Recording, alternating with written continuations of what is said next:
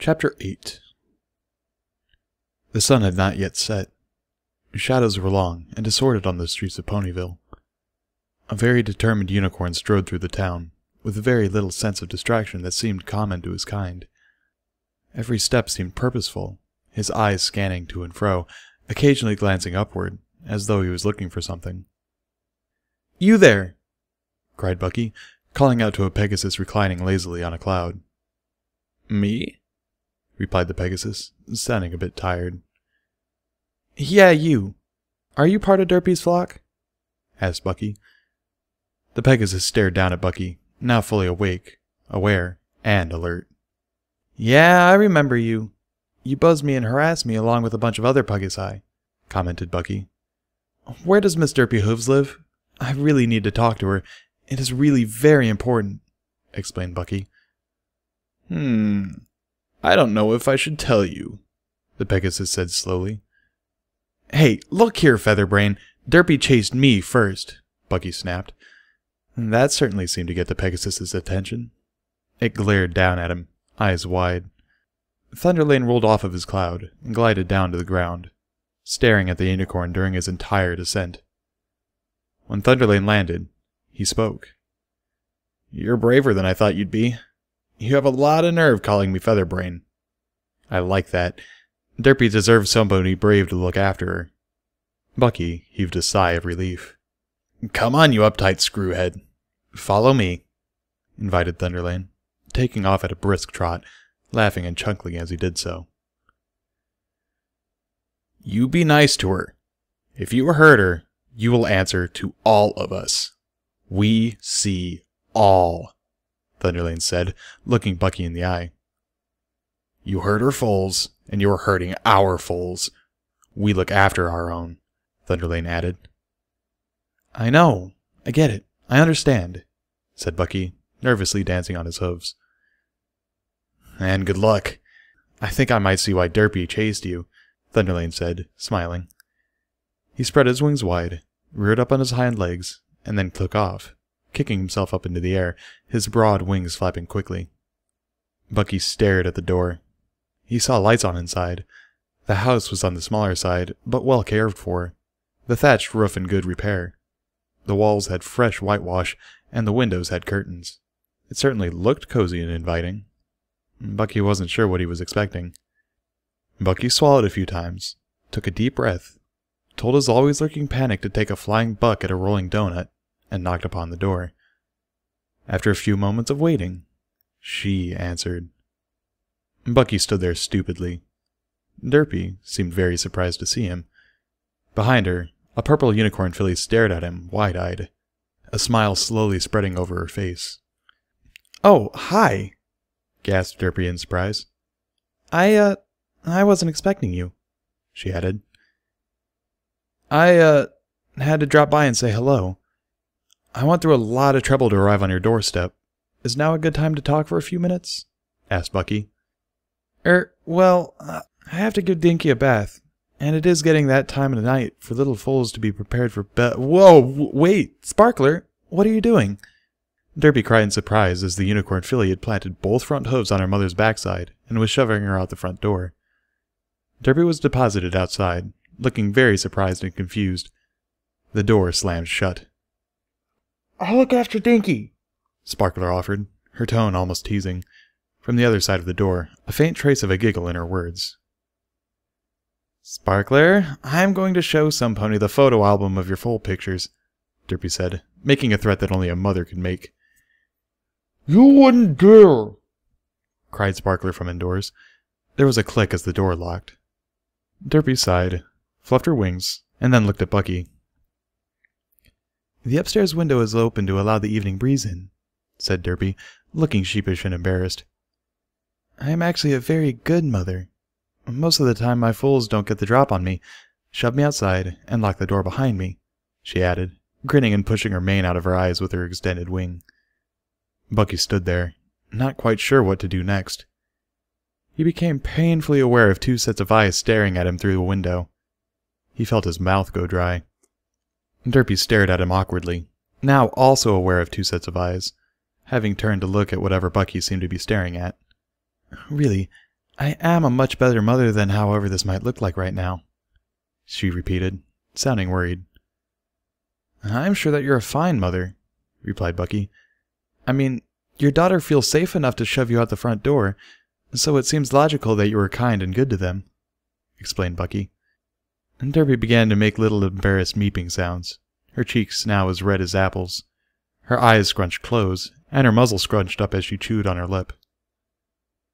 I wanted to formally ask you out sometime.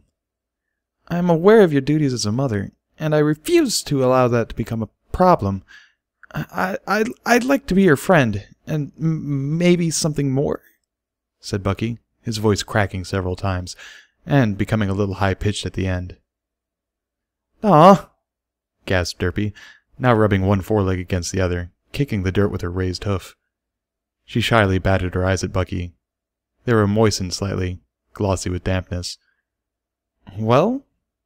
Asked Bucky expectantly. Dinky is having a birthday party this weekend. There's going to be a small celebration.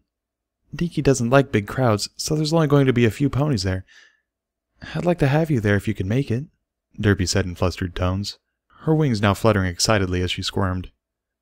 Bucky glanced at the two sets of eyes staring at him. Dinky, who owned one of those pairs of eyes, was smiling at him. Both of Derpy's foals were smiling at him.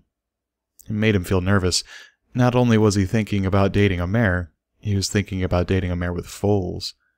Panic sank in its fierce claws as he realized he had to win the approval of 3 hearts. I can be there, replied Bucky, wheezing slightly. You all right? Derpy asked, noticing the change almost immediately, her shy demeanor now gone, replaced by one of concern. Just a little panic. A personal problem. I have it under control. Don't worry, explained Bucky, driving everything inward. A little panic? Asked Derpy, sounding concerned. Who wouldn't panic dating such a beautiful mare? Returned Bucky, willing his breathing to return to normal. Aw, you're so sweet, said Derpy bashfully, her blush returning. So, Saturday? Asked Derpy, making little hoofy kicks with one foreleg. I work on Saturday, but I get off at noon. Will that work? Replied Bucky, feeling a sudden fascination with Derpy's hoofy kicks. That'd be fine, answered Derpy. What sort of work do you do, if you don't mind me asking? Questioned Derpy. I work as an accountant for Mr. Rich, Bucky replied, but I don't plan on doing that forever. Filthy rich? Replied Derpy in surprise, her eyes opening wide, her ears perking up, her mane falling into her eyes as her ears shifted position. Yeah, that Mr. Rich, Bucky said, suddenly feeling very intrigued by Derpy's mane-covered eyes. Her wheat-colored mane framed her gray face beautifully. Somehow, her eyes didn't seem like much of an issue. There were just too many other parts of her that were too distracting. Like, all of her. Bucky sighed, inhaling deeply. He hadn't cast a spell to block out pheromones in hours. Hours! And now, the onslaught seemed almost overwhelming. He wasn't used to dealing with this sort of distraction. He didn't have a coping mechanism. His panic growled fiercely, realizing it was no longer the dominant mental force in his brain. And it kicked and screamed inside of his mind, wanting a return to the top of the heap. Bucky was able to mostly ignore it, enjoying the moment. I deliver his mail, said Derpy, who couldn't help but notice that Bucky was staring at her, practically devouring her with his eyes. It was confusing. On one hoof, it was nice to know that she still had the goods. On the other hoof, Derpy suddenly realized that she didn't give a plucked feather about what was on the other hoof. No pony had ever looked at her like this before. Not even Dinky's father. It was intoxicating, flattering. Derpy had to resist the urge to fan out her plumage and strut. She wondered briefly if the unicorn would even react to various plumage displays. She made a mental note to find out someday. Hopefully, someday soon. Derpy had never really been in a position to display her plumage for some pony that truly appreciated it, and not since Dinky's dad. She hadn't bothered trying for the Pegasi she knew, not since she was younger and more brazen. Her male flock mates had made it clear they loved her, but they did not love her. And she knew why. She understood all too well the practical concerns. Poor distracted Bucky seemed far past the point of caring about practical concerns. Derpy felt his eyes staring at her, and suddenly seemed very exposed and vulnerable. And she liked it. "Mr. Rich is an awful pony," said Bucky off-hoofedly. "He treats all of his employees like dirt. We're not even ponies to him. We're resources, just a set of numbers to be accounted for." Derpy scowled.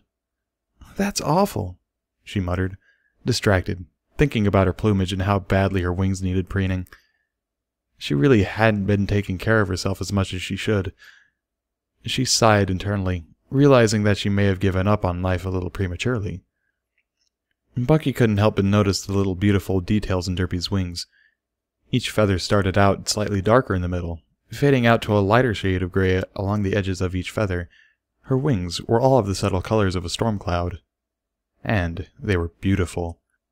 Bucky was fascinated by storms. They represented release.